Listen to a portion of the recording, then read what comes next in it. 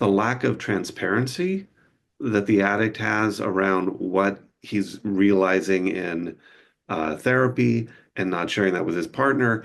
And for me, it could go one of two ways. Either this particular person is still really struggling with just letting himself be known anywhere.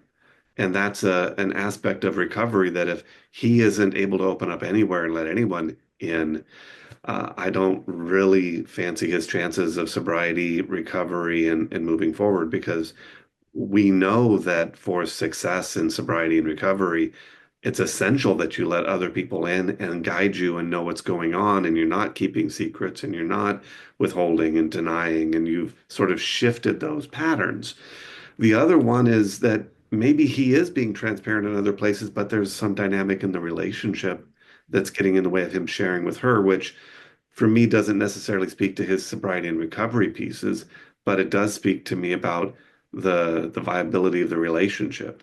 And can they find a way through where he can open up and share more with the partner about what's going on, where she can be present and hear what's happening, and they can find a relational way of starting to open up with that information.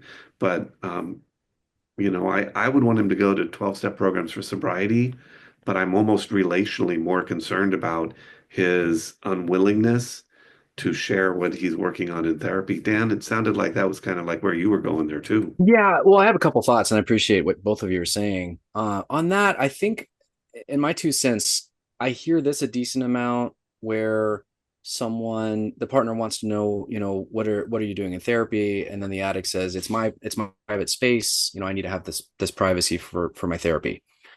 I think two things can exist at the same time. I agree with that. You know, we do need a place where we can have that's private, that you can process things and have it, be safe and completely there.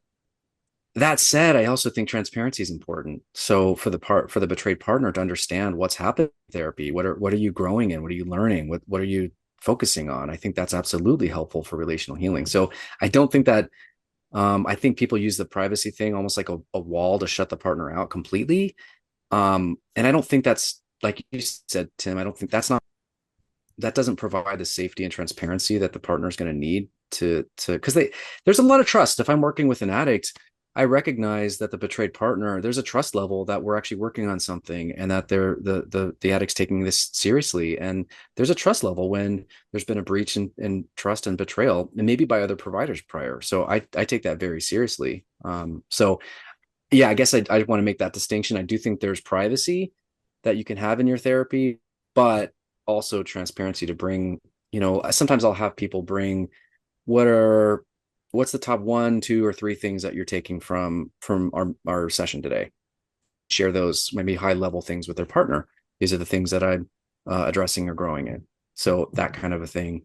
But to your point too, I think, and I think this is what you said, Wendy. I was also going to say, you know, we get out of anything what we put into it. So just saying, yeah, go to 12 step and automatically you're going to have sobriety or not relapse. That's just not the case. Cause I've had people even spend a bunch of time in therapy and they're not really that motivated to do the work. And to me, that's something that, the person has to have a willingness to actually engage the process and not be a tourist along the way. They have to, actually actively work it.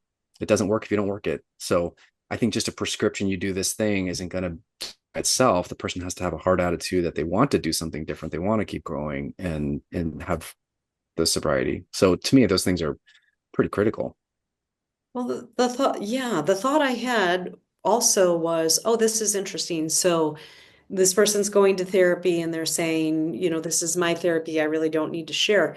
And in classic psychotherapy, that's absolutely accurate. Right. But so then I thought, oh, wait a minute, is this person a certified sex addiction therapist saying this? Or is it a generalist therapist that this person is going to see that doesn't really understand the dynamics of sex addiction and betrayal trauma? Because it makes sense to me that a generalist would say that. I would be disappointed if a certified sex addiction therapist would say that, like, no, this is you for you. You don't have to share anything.